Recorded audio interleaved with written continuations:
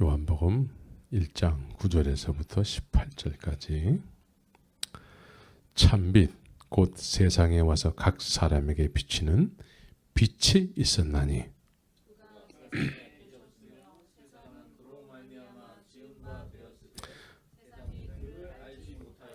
자기 땅에 오매 자기 백성이 영접지 아니하였으나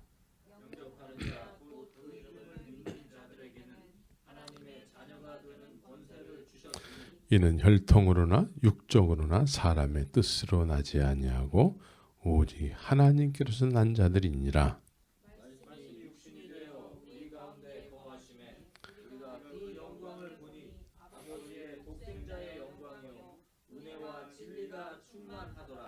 요한이 그에 대하여 증거하여 외쳐 가로되 내가 전에 말하기를 내 뒤에 오시는 이가 나보다 앞선 것은 나보다 먼저 계심이니라 한 것이 이 사람을 가리킴이라 하니라.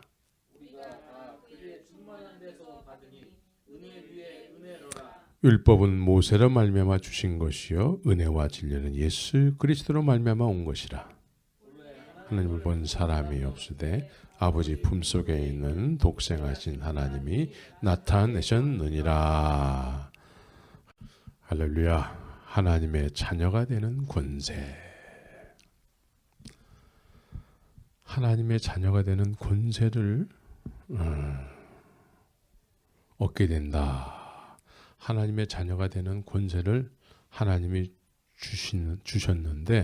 주시게 되는데 지금 요한이라는 사람은 원래 뭐 하던 사람이에요? 아니 여기 오늘 이 요한복음을 쓴 이 사도 요한은 원래 뭐 하던 사람이에요? 예, 고기 잡던 사람이에요. 고기 잡던 사람인데 지금 남의 얘기하는 것이 아니고 본인 얘기하는 거예요. 예?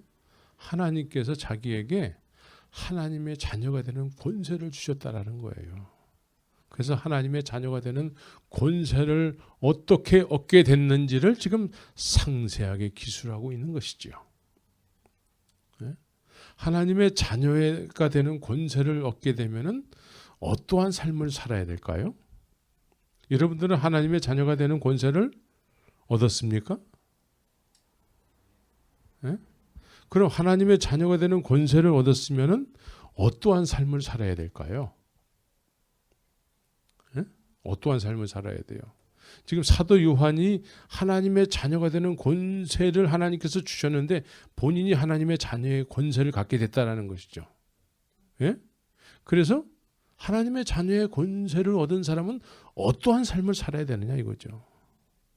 말로는 우리가 하나님의 자녀의 권세를 얻었다고 말은 하지만 실제적인 삶 속에서는 하나님의 자녀의 권세하고는 거리가 먼 그런 삶을 살고 있지 않습니까? 그래서 우리는 하나님의 말씀을 통해서 하나님의 자녀의 권세를 얻는다라는 의미가 어떤 의미인지를 알아야 되는 것이죠. 어떤 의미인지를. 그래서 하나님의 자녀의 권세를 주님께서 주셨다고 했을 때는 이것은 또한 하나님의 소원이에요, 사실은. 하나님의 소원. 하나님에겐 소원이 있습니다. 하나님의 소원은 우리를 하나님의 자녀의 권세로 살게 하시는 거예요. 믿습니까? 네. 그래서 하나님이 원하는 삶의 모습으로 살게 되는 것이죠. 요한이 어부로 살다가 본인이 하나님의 자녀의 권세를 얻고 난 이후에 하나님의 자녀의 권세로 살았다는 것이죠. 지금 우리의 모습하고 같을까 다를까? 같은 것 같아요? 다른 것 같아요? 네? 그래서 우리는 이 말씀을 통해서 하나님의 소원이신 하나님의 권세를 주시기 원하시는 그 의미가 어떤 의미인지를 알아야 되는 거예요. 그런 의미를 알지 못한 채 하나님께서 우리에게 하나님의 자녀의 권세를 주셨대 그러고서는 내 마음대로 살아가면은 그거는 하나님의 자녀의 권세로 사는 게 아니에요. 보통 다 그렇게 살잖아요. 근데 하나님의 자녀의 권세를 얻었다 치고, 그리고 우리의 소원은 뭐예요? 네, 우리의 소원은 어떤 사람은 통일이 될 수도 있어요. 우리의 소원은 또 뭐가 있을까? 로또에 당첨되는 거죠. 로또. 네? 우리의 소원은 하나님께서 나에게 큰 축복을 주셔서 큰 집에서 좋은 차를 타고 사는 것이죠. 그렇죠? 그러나 하나님의 자녀의 권세를 얻었다고 했을 때에는 어떠한 삶을 살아야 될까요? 하나님의 자녀의 권세를 얻어서 산다고 했을 때에는 하나님이 이 세상을 향한 뜻이 있지 않습니까? 하나님이 이 세상을 향한 뜻이 있는데 하나님의 그 뜻이 나에게도 같은 관심사가 되는 것이죠. 믿습니까? 여러분들 그래요? 예, 그렇게 돼야 된다는 것이죠. 그래서 실제적으로 하나님의 자녀의 권세를 얻어서 살았던 사람들은 더 이상 자신들의 어떤 소원을 이루기 위한 삶이 아니라 하나님이 이 세상을 향한 관심사가 그들의 관심사였어요. 그들의 관심사였어요. 그래서 생명, 죽는 것도 유익함이라 이렇게 하면서 살았다는 거죠. 그렇죠? 오늘날을 하고는 너무나 달라요. 다르다고. 누가 다르게 만들었는지 오늘 한번 따져봤으면 좋겠습니다. 우리의 목표는 하나님의 소원을 우리 속에 담는 거예요. 하나님의 소원을 우리에게 담는다는 의미는 하나님의 자녀의 권세를 얻게 되는 삶을 사는 것이죠.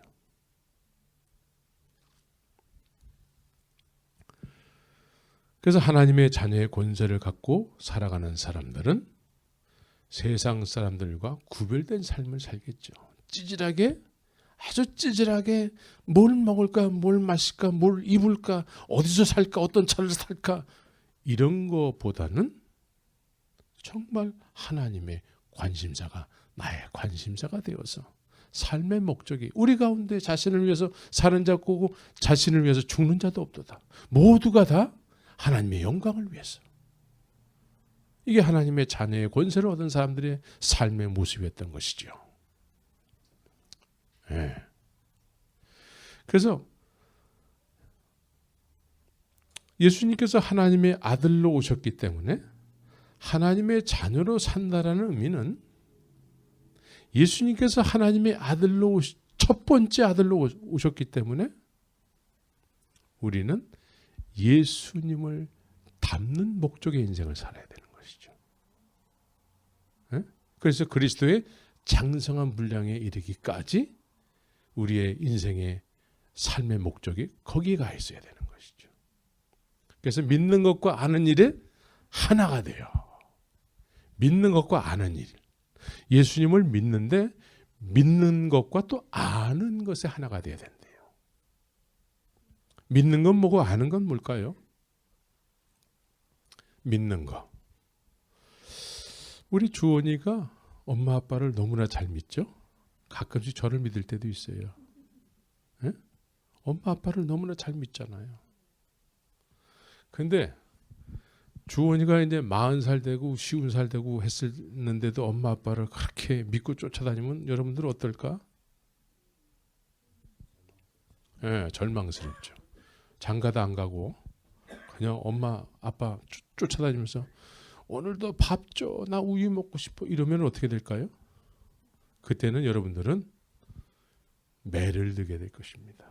매를. 네. 그런데 사람은 어느 정도 크게 되면은 이제 부모의 마음을 헤아리는 그런 인생을 또 살게 되죠. 그래서 우리가 주님을 믿습니다 하고서 막 의지하고 살지 않습니까? 그런데 어느 정도 주님을 믿고 따르다 보면은 이제 주님이 뭘 기뻐하시는지 이제 아시겠죠. 그래서 주님을 믿다가 이제 주님을 알게 되는 거예요. 내가 어떻게 해야지만 주님이 기뻐하시는지를 알게 되는 것이죠. 그래서 믿는 것과 아는 일이 하나가 돼야 되는 거예요. 그래서 그리스도의 장성한 분량에 이르는 삶을 사는 것이죠. 그래서 예수님이 이 세상에 오셔서 우리에게 삶의 모델로 보여주신 거예요. 그러면서 나를 따르라 이렇게 얘기한다는 것이죠. 나를 따라와야 돼. 네. 따르지 않는 것은 없습니다. 따라야 돼요. 네. 따라야 돼. 그래야지만 주님이 주님에 의해서 주님이 우리를 가르치시죠.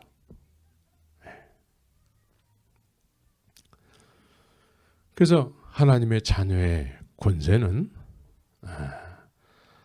하나님께서 그렇게 하시기를 원하시는 하나님의 계획이지 않습니까? 예? 하나님의 자녀의 권세를 주시기까지 그것이 하나님의 계획이에요. 믿습니까? 우리의 노력으로 되지 않습니다. 하나님의 계획이에요. 하나님의 계획이야.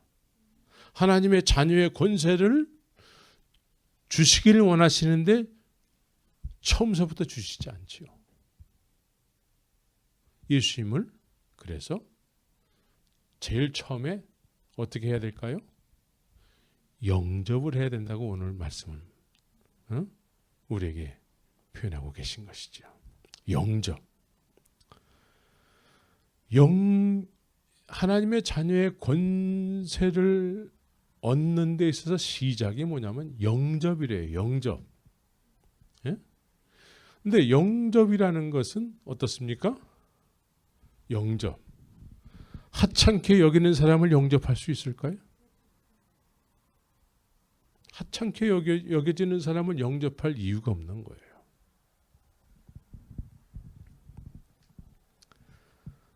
그래서 오늘 본문에서는 참빛 곧 세상에 와서 각 사람에게 비치는 빛을 주님께서 보내셨다라는 것이죠. 하나님께서. 그런데 많은 사람들이 참빛, 각 사람에게 비치는 빛이라고 얘기하는데도 알아보지를 못했대요. 알아보지를 못한대. 알아보지 못하게 되면은 영접이 이루어질까 안 이루어질까요? 영접이 이루어지지 않습니다. 영접이 이루어지지 않아요. 말로는 우리가 영접 기도할 수 있습니다. 그러나 각 사람에게 비치는 참 빛, 그를 알아보지 못한 상태에서 영접 기도를 수백 번 해도 결국은 주님을 알아보지 못하는 영접 기도가 되는 것이죠.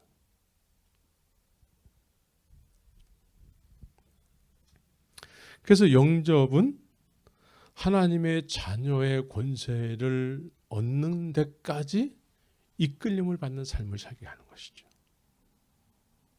믿습니까? 성도의 견인이란 말이에요. 견인.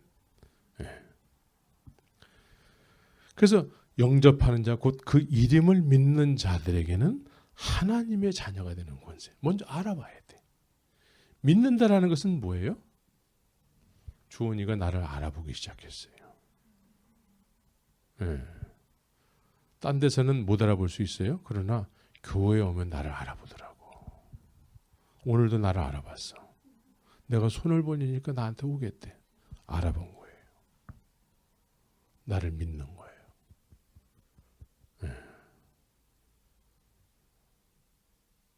그래서 그 이름을 믿는다라는 것은 그 사람을 알아보고 신뢰한다라는 의미예요. 알아봐야 돼.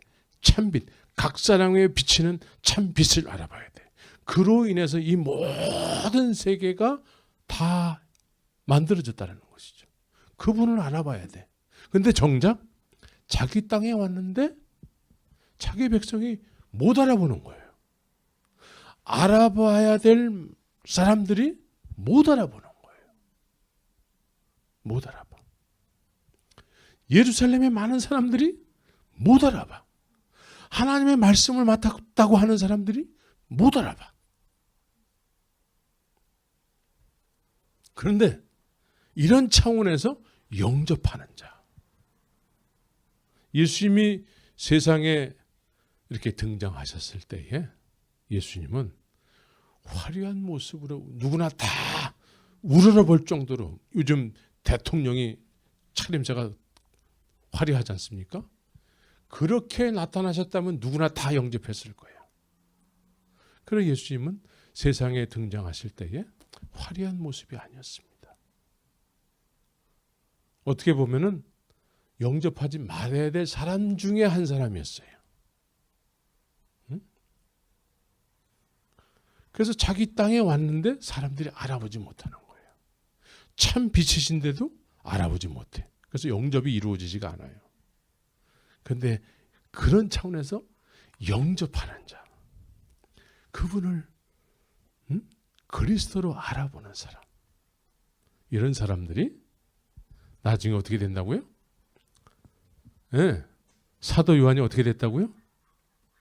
네, 하나님의 자녀의 권세를 갖게 됐다라는 거예요. 그러면 그때만 그럴까? 지금은 안 그럴까요? 그러면 지금 그렇게 사는 것 같아요? 그런 권세를 얻어가지고 사는 것 같아요, 여러분들은? 난 여러분들을 하나님의 말씀에 도전하는 삶을 살게 하기를 원합니다. 하나님의 말씀에 도전을 해야지 사람들의 어떤 그런 생각에 의해서 이 정도 하면은 믿는 거야. 남들이 하는 행위를 나도 쫓아서 하면 믿는 거야. 이렇게 생각하면 큰일 나는 거예요, 사실은. 오늘날 기독교가 자꾸 타락하는 이유가 뭡니까? 네, 말씀에 의한 영접이 아니기 때문에 그렇습니다. 말씀에 의한 영접이 아닌 경우가 많아요. 그래서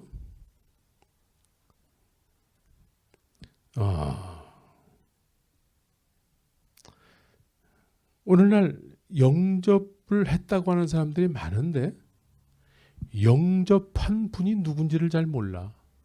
말로는 예수 하는데 예수가 어떤 분인지 잘 몰라요. 네?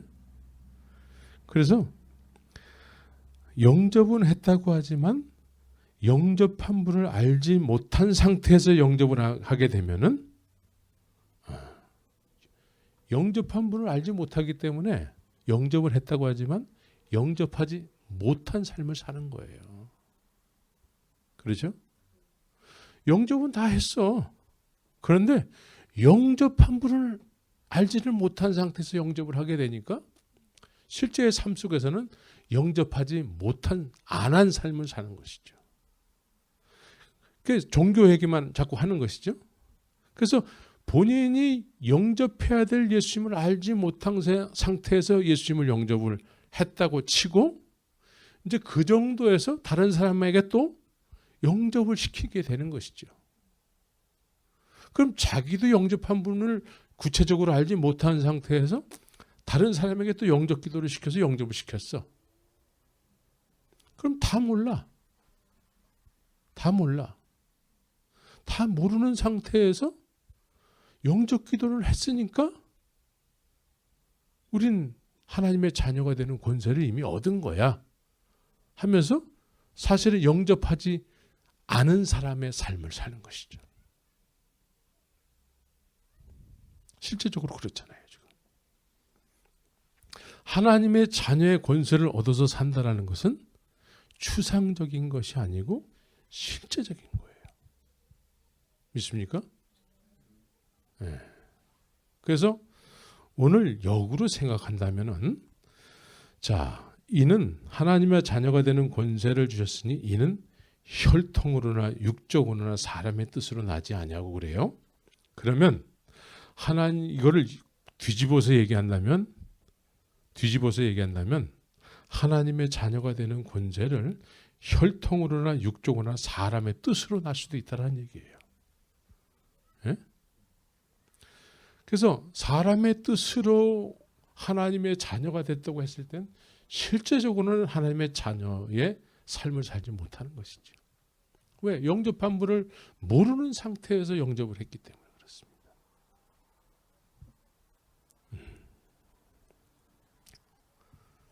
그래서 이런 경우는 성경에서는 이렇게 말씀을 하시죠.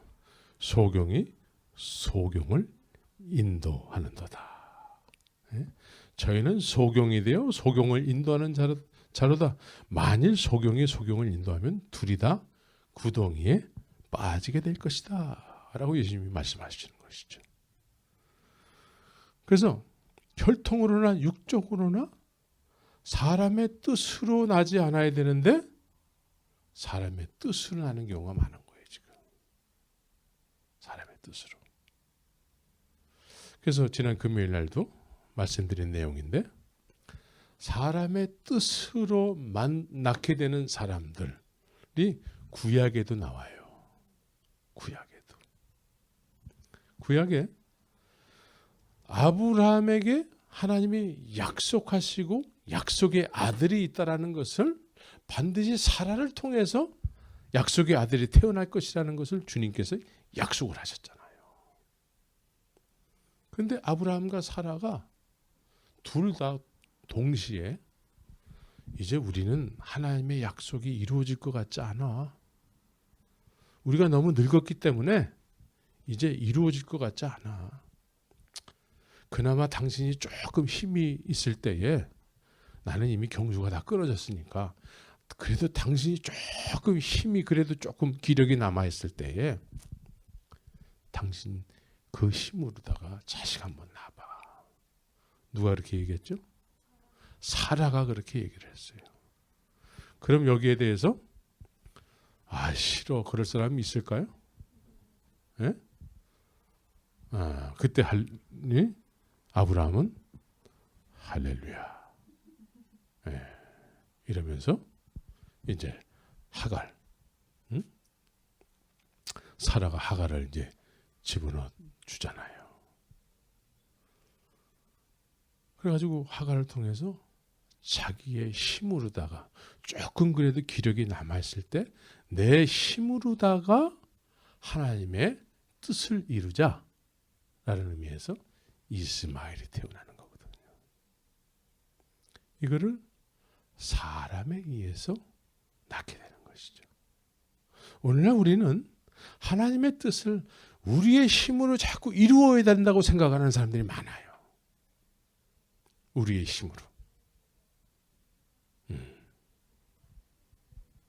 그래서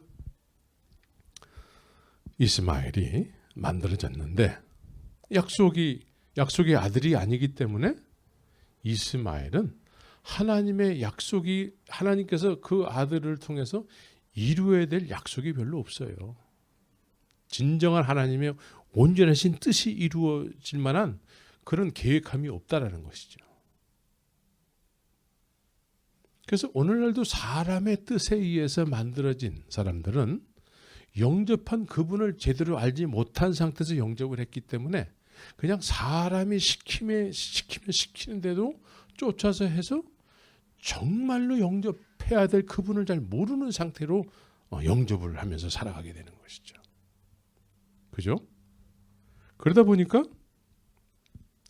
이스마엘과 같이 어떤 인생에 있어서 믿음의 삶을 살아가는 데 있어서 목적이 없어요. 목적이. 하나님의 약속이 없기 때문에 하나님의 약속을 붙잡고 살아가는데도 불구하고 그 약속이 없기 때문에 말씀을 멀리하고 대충 살아간단 말이에요. 하나님의 약속의 말씀을 묵상해가지고 이 약속의 말씀에 의해서 내 인생 속에서 하나님의 자녀의 권세를 가지고 주님의 예수 그리스도의 증인의 삶을 살아가는 것이 우리의 인생의 목적이 돼야 되잖아요. 믿습니까? 네. 너무 부담스러운가? 성경의 얘기잖아, 그게. 그죠? 그럼 우리가 믿는다고 했을 때 성경을 통해서 하나님의 온전하신 뜻을 쫓아서 그거를 마음에 수용하고 영접하고 그래서 그 말씀의 길을 가야지 그게 온전한 믿음이잖아요. 근데 우리는 많은 경우에 사람들에 의해서 만들어지는 어떤 믿음의 삶을 산다는 것이죠. 그래서 뭘 예배하는지도 잘 몰라. 그래서 예수님께서 수가성의 여인에게 그런 얘기를 하잖아요. 수가성의 여인이 하나님께 예배를 드리는 데서 장소의 개념으로 이해를 하고 있어요. 응? 유대인들은 예루살렘에서 예배를 드려야 된다고 하고 우리는 이 산에서 예배를 드려야 된다고 그렇게 장소의 개념을 이해하고 있단 말이죠. 믿음이라는 것을, 예배라는 것을. 그런데 예수님께서는 뭐라고 말씀하셨어요? 예루살렘에서도 말고 이 산에서도 말고 너희가 신령과 진정으로 예배할 때가 오나니 곧 이때라. 이때라. 예수님 앞에서 예수님께서 이때야 이때. 그런데 오늘날 사람들에 의해서 만들어진 믿음의 사람들은 늘 장소의 개념으로 믿음을 이해하고 있습니다. 장소의 개념. 꼭 예배당을 가야 돼. 예배당에서 나오면은 예배 드렸으니까 이제 내 마음대로 살아도 된다라는 생각을 갖게 되는 것이죠. 그렇죠? 그런데 예배는 뭐예요? 곧 이때라. 삶 속에서도 예배가 이루어져야 돼. 교회에서 예배를 드렸으면 그 예배가 삶 속에서 표현이 되는 것이죠. 믿습니까? 그래서 세상의 빛과 소금의 역할을 감당하면서 사는 것이죠.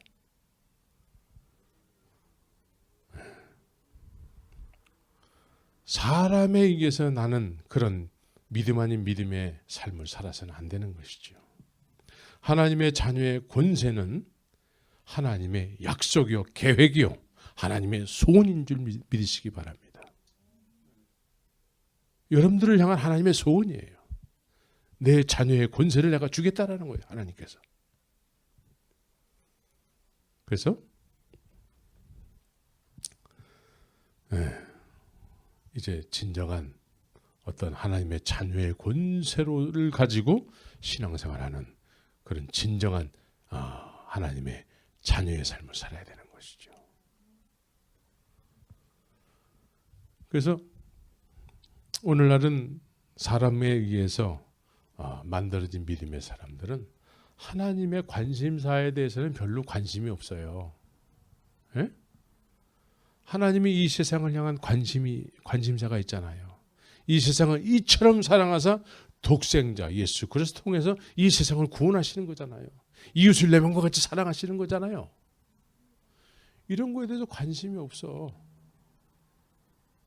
관심이 없고 그냥 내 한번 겨우 허덕허덕하면서 예배당 뜰이나 한번 밟다가 가는 것이 유일한 낙이야.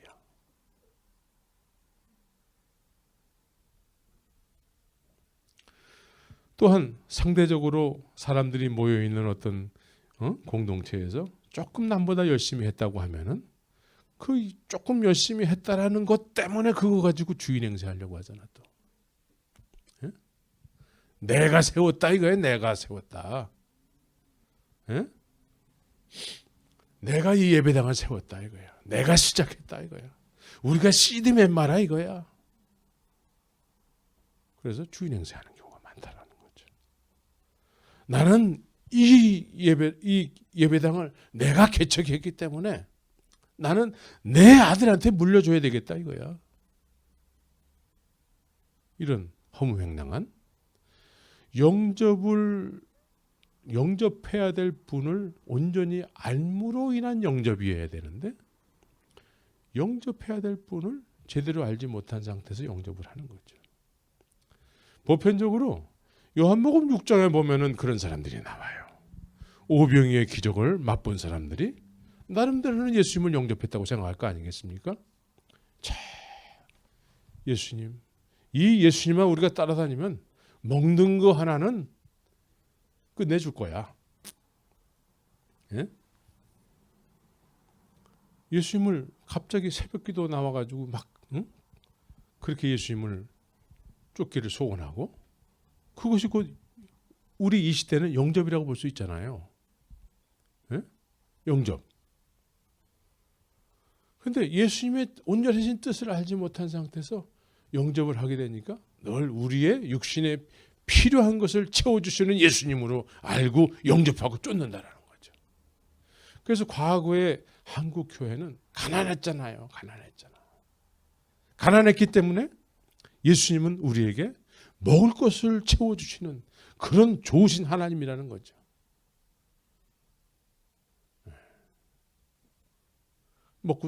그래도 웬만큼 먹고 살게 됐습니다. 웬만큼 먹고 살게 되니까 영접했던 예수님을 온전히 알지 못하기 때문에 더 이상 쫓지 않는 거예요.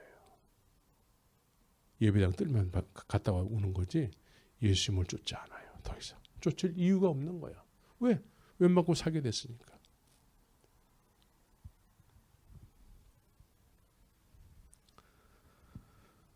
그래서 주님께서는 이제 너희들이 나를 제대로 알고 쫓아야 되는데 나를 제대로 알기 위해서는 내가 원하는 것이 뭔지 아느냐? 너희들이 나를 어제 오병이의 기적을 맛보고 나를 영접했다고 생각하는데 내가 너희들을 향한 계획은 뭔지 아느냐? 너희들 나를 진짜 영접하게 되면은 너희들은 내 계획대로 내 살과 피를 먹게 될 거야. 그러니까 그건 우리가 원하는 게 아니에요. 이 말을 누가 들을 소냐?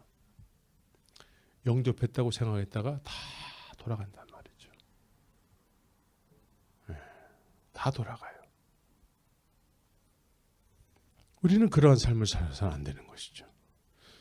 예수님을 온전히 하나님의 보내신 참 빛으로 알고 그분을 그분 되시게 섬기는 그분을 알아보는 그래서 그분을 영접해야만 하는 그래서 자녀의 권세를 얻게 되는 그 순간까지 가야 되는 것이죠.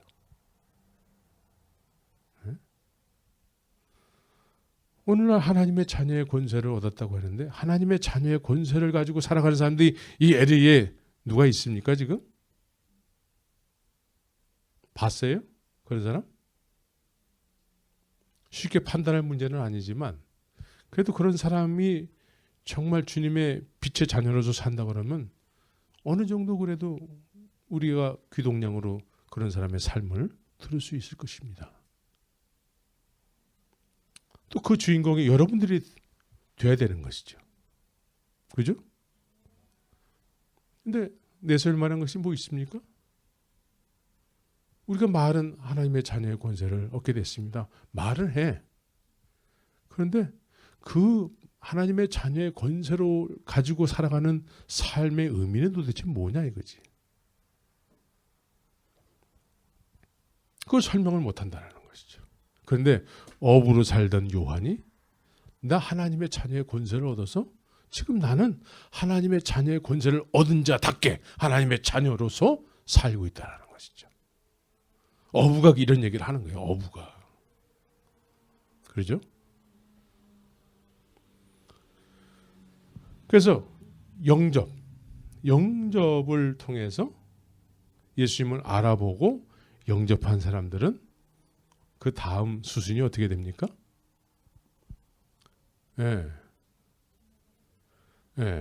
예수님을 알아보고 영접한 사람들은 그 다음 수순이 이렇게 되어 있습니다. 예수님께서 이제 그 사람에게 말씀하는 거예요. 응? 너 나를 따르라. 알아본 사람들에게 참빛으로 그리스도로 예수님을 알아본 사람들에게 그리스도로서 말씀하신다는 거예요. 그리스도로 말씀하실 때에 뭐라고 말씀하시냐면 나를 따라오너라. 예수님의 프로세스에 대해서 사도 요한이 처음서부터 쫓았던 사람들이기 때문에 그 프로세스를 얘기하는 거예요. 영접을 했으면 영접함으로 인해서 주님께서 영접한 사람들에게 말씀하셨다는 거예요. 예, 영접은 곧 관계를 맺게 되는 것이죠. 인격적인 관계예요. 그리스도로서 내가 너에게 그리스도가 되겠다라는 것이죠. 그래서 나를 따르라. 나를 따르라. 영접을 했으면 영접으로 끝나지 않고 영접한 그분의 말씀을 듣고 그분을 쫓는 삶을 살게 되는 것이죠. 영접을 했는데 따르지는 않는다? 그런 건 없는 거예요. 영접을 했으면 그분의 말씀을 통해서 이제 그 말씀을 쫓는 삶을 사는 것이죠. 네. 내 마음대로 산다고 했을 때에는 쫓을 수가 없어. 왜? 내가 원하는 곳으로 가시지 않기 때문에. 그래서 예수님께서 나를 따르라 하면서 예수님께서는 사람들이 모여있는 상태에서 이적과 기사를 통해서 많은 것을 보게 하시고 또 많은 사람들이 모인 상태에서 천국 복음을 통해서 말씀을 가르치기도 하고 또 너희들 가서 한번 해봐.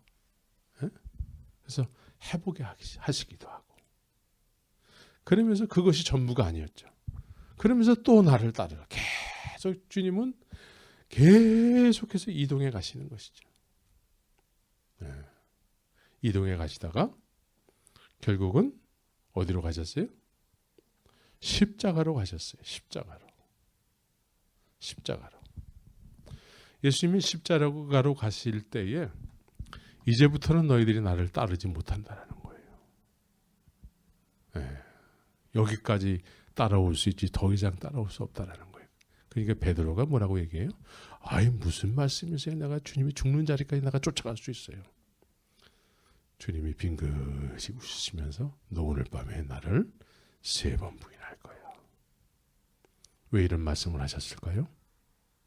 우리가 아무리 우리의 힘으로 예수님을 믿는다 하고 쫓아다니지만 십자가를 통한 사망 권세가 깨트려지지 않으면은 우리는 삶 속에서 얼마든지 베드로 이상으로 3번이 아니라 30번, 300번, 3000번씩 부인할 수 있습니다. 그렇죠? 네. 우리가 제자로서 예수님을 쫓아서 산다고 하지만 사망 권세가 깨트려지지 않으면은 우리는 정말 주님을 그러니까 예기치 않게 부인할 수밖에 없습니다. 그래서 주님께서 하나님의 자녀의 권세는 뭐예요? 이 세상은 다 사망 권세에 묶여 있어요. 죽기를 두려워하잖아요. 죽음이 무섭잖아요. 죽음이라는 것은 항상 만약을 동반하고 있습니다. 만약에 내가 이렇게 해가지고 죽으면 어떡하지? 만약. 근데 만약이라는 것이 갑자기 찾아오게 되면 우린 도망가요. 근데 사망 권세가 깨트려진 사람, 십자가 앞에 서본 사람, 예수님 죽으실 때 나도 죽는 것을 경험한 사람, 이 사람은 사망 권세가 깨트려졌어요. 사망 권세가 깨트려진 사람은 이제 이 세상에 그 어떤 것도 이 사람을 붙잡을 수가 없어요. 사망 권세가 깨트려진 사람은. 그래서 주님의 영광을 위해서 나는 죽는 것도 유익하다 이렇게 얘기한단 말이에요. 죽는 것도 유익하대. 네. 그래서 하나님의 자녀의 권세를 얻어서 오순절을 경험한 사람들이 죽는 것도 유익하다고 여기면서 복음을 전하다가 다 죽었잖아요. 근데 예수님은 죽음에 대해서 사망 권세가 깨트려진 상태가 됐을 때에 예수님은 이렇게 말씀하세요. 네, 너희가 죽어도 죽는 게 아니야. 죽어도 살 것이요. 살아서 믿는 자는 영원히 살게 된다. 죽어도 죽는 것이 아니라고 말씀하고 있습니다. 사망 권세가 깨트려진 사람들은. 그래서 실제로 주님께서 십자가에서 죽으시고 부활하신 이후에 오순절에 마가의 다락방에 임하신 그 보혜사 성령의 불이 이 사람들의 인생을 완전히 바꿔놔 버렸습니다. 완전히 바꿨어요. 그래서 그때에 이 사람들은 예수님께서 세상에 계실 때 하셨던 일들을 이들도 같이 하는 것이죠. 그렇죠? 귀신을 내쫓고 병든 자를 고치면서 하나님의 천국 복음을 전하는 거예요. 예수가 그리스도 되심을 전하는 것이죠. 너희들이 죽인 예수가 그리스도야. 유대인들에게, 예루살렘에 칼을 시퍼렇게 갈고 다니는 유대인들에게 담대하게 죽음을 무릅쓰고 그렇게 외치게 되는 것이죠. 그렇게 외치게 되니까 그 유대인들이 갑자기 꼬리를 내리는 거예요. 그럼 우리가 어떻게 해야 돼요? 어떻게 해야 돼요? 베드로가 뭐라고 말씀하시죠? 회개하고 세례를 받으라. 그리스도의 이름으로. 회개할 것이 없다라고 여기는 자들에게 회개하라고 외쳤다라는 거예요. 그리고 그것을 끝나지 않고 세례를 받으라는 거예요. 물속에 들어가라는 거예요. 자기가 스스로 죄인이라고 여기기를 거부하는 사람들에게 회개해야 돼. 그리고 예수의 이름으로 세례를 받아야 돼. 오늘날 많은 경우에 예배당을 오랫동안 다닌 사람들이 회개를 잘 안 해요. 이미 우리는 다 믿었고 과거에 다 우리 믿었고 예수님을 영접했기 때문에 하나님의 자녀인데 뭘 자꾸 회개하라는 거야 하면서 그러면서 자기 마음대로 막 사는 거예요.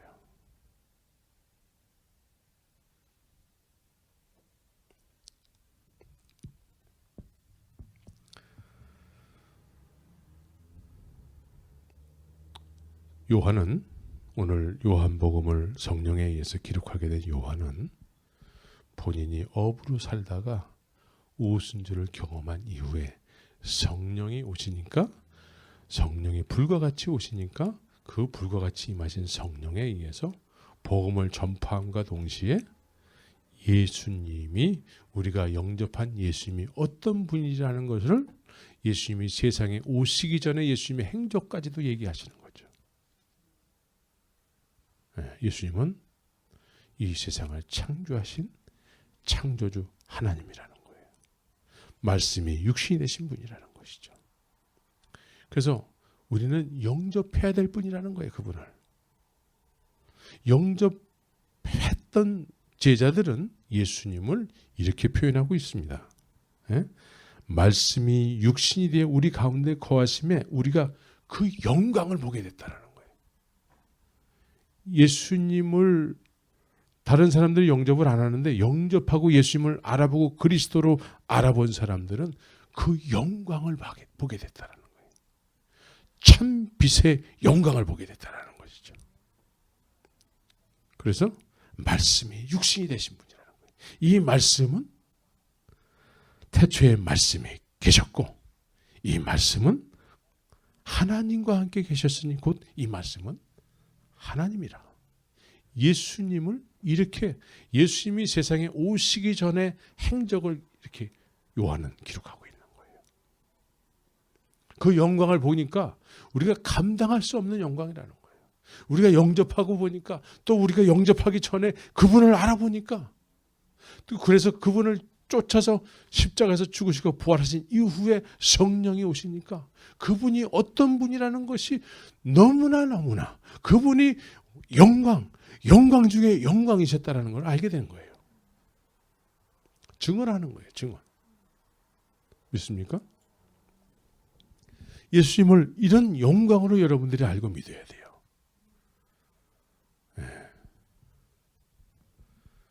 사람에 의해서 만들어진 믿음은 이런 영광으로 예수님을 보지 못하기 때문에 그냥 이론과 신학적인 지식을 가지고 예수님은 이런 분이야. 이 정도로 예수님을 믿게 한다는 것이죠.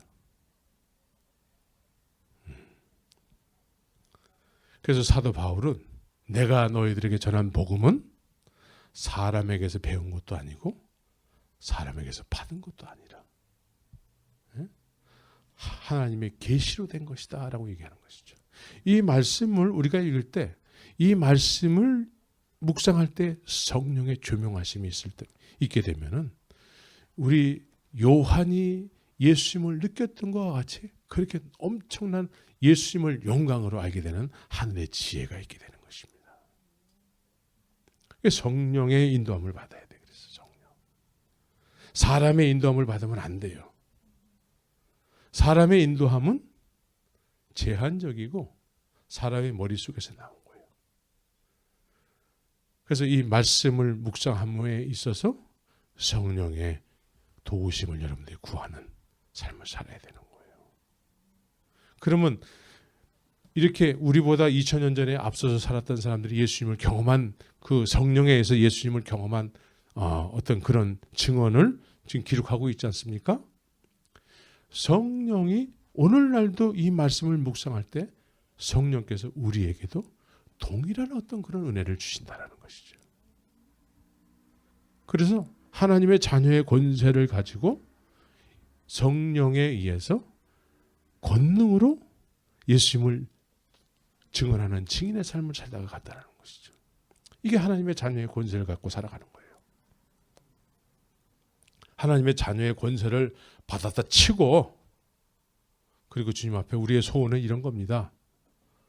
주님, 나 큰 집에서 살고 싶어요. 한 2만 불 정도 되는 월급 받고 살고 싶어요. 이런 거 구하는 게 아니라는 거죠. 하나님의 자녀가 됐다고 하는 말은 그렇게 하면서 실제적으로는 뭘 자랑하면서 삽니까? 네.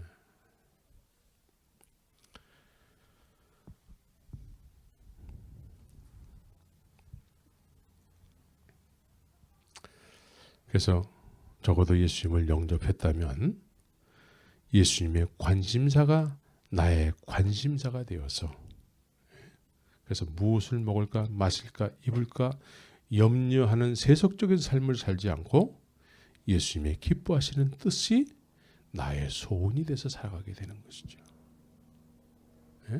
예수님이 기뻐하시는 뜻이 있지 않습니까? 그분을 내가 영접했다면 그 기쁘신 뜻이 나에겐 소원이 되는 거예요. 그분이 내 안에 계시다면 그분의 기뻐하시는 뜻이 나의 소원이 되는 거예요.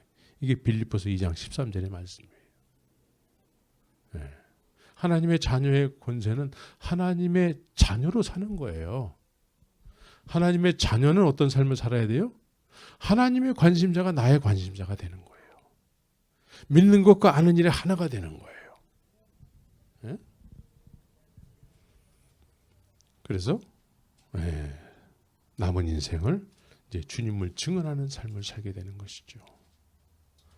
그래서 오늘 율법은 모세라 말미암아 주신 것이요 은혜와 진리는 예수 그리스도로 말미암아 온 것이라 그래요.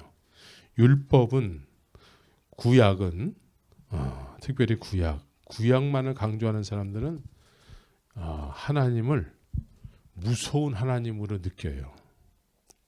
율법 안에는 구원이라는 게 없어요. 율법이라는 것은 교통법규와 같아서 어기면은 법 적용이 들어가는 거야. 어기면은 교통법규를 어기잖아요. 어기면은 그 법의 저촉을 받게 되는 것이죠. 어기지 않으면은 법은 그냥 있는 거야. 근데 한 번이라도 어기잖아? 그러면 그 법에 의해서 심판을 받는 거야. 이게 율법이에요. 그래서 이 법 아래에 있는 사람들은 구원이라는 게 있을 수가 없습니다. 그 율법 아래에 있는 사람들은 늘 하나님을 두려운 하나님으로 느껴요. 두려운 하나님. 그런데 하나님께서 여러분들이 아는 하나님은 어떤 하나님이죠? 이 세상을 이처럼 사랑하사 예수 그리스도 독생자 예수로 하나님의 사랑을 이 세상에 표현하셨잖아요. 예수님께서 하늘의 아버지를 이렇게 표현하고 계세요. 하늘에 계신 우리 아버지 이름을 거룩히 여김을 받으시오며. 하늘에 계신 우리 아버지, 여기서 아버지를 아빠로 말씀하고 있는 거죠. 아빠야. 너희들이 아빠야. 아버지는 무서운 느낌이 좀 들긴 들지요. 그런데 예수님께서 우리에게 말씀하는 의미는 하늘에 계신 우리 아빠. 주원이가 우리 안전도사님을 무섭게 느끼면은 율법적인 아이야. 근데 주원이는 아빠를 아빠로 아는 것 같아. 그죠? 네. 똥도 막 싸고, 네? 똥 싸면 치워지고, 늘 아빠로 안단 말이에요. 그죠? 예수 안에 있는 사람은 하나님을 아빠로 알고 아빠를 누리는 사람이에요. 예수님께서 하늘에 계신 아버지는 아빠야. 아빠와 자식의 관계가, 자녀의 관계가 된다는 것이죠. 그래서 자녀는 어떻게 살아요? 아빠를 닮아서 사는 거예요. 그죠? 아빠를 닮아서 살잖아요. 응? 그래서 그리스도의 장성의 분량에 이르기까지 맏아들을 되시는 예수 그리스도를 닮는 장성한 분량의 삶을 살게 되는 것이죠. 이게 하나님의 자녀의 권세입니다. 하나님을 아는 자가 되는 거예요. 영생은 뭐죠? 유일하신 참 하나님과 그의 보내신 자 예수 그리스도를 아는 것이 영생이래요. 그래서 예수님을 모르면 하나님을 늘 벌하는 하나님이야. 심판하신 하나님. 근데 하나님과 예수를 동시에 알게 되면은 하나님은 사랑이셔. 나는 하나님의 자녀로 이제는 살기를 원한다는 것이죠. 그래서 예수님의 증인의 삶을 살게 되는 것이죠. 하나님의 자녀의 권세는 말로만 하나님의 자녀의 권세가 아니라 실제적인 그런 삶을 사는 거예요. 실제적으로. 악한 영들을 내쫓고 병든 자에게 손을 얹어서 치료하고 내가 너에게 분부한 모든 것들을 가르쳐 지키게 하고 따라봤어야지 뭘 지키게 하는지를 알지요. 그래서 이 하나님의 자녀의 삶은 실제적인 거예요. 실제적인 거. 추상적인 게 아니에요. 가치관이 변화되는 거예요. 믿습니까? 네. 분명하게 성경을 쫓아서 예수님을 믿어야 돼요. 영접을 하더라도 내가 영접한 분이 어떤 분인지를 알아야 돼요. 네? 그냥 영접 기도 하세요 그러면은 주님이 자녀 삼아 주실 거예요. 응? 그리고서는 예배당에서 열심히 뭔가 하면은 믿음 좋은 사람으로 착각시키는 시대에 우리는 말씀을 쫓아서 살아야 돼요. 이해가 되시죠? 할렐루야. 네, 분명한 믿음의 반석 위에 세워져서 이제는 이 세상에 속하지 않고 하늘에 속한 사람으로서 예수가 나의 전부면 예수가 나의 전부다. 오직 예수로 사는 여러분들이 되시기를 예수의 이름으로 축원합니다. 네, 같이 기도하겠습니다.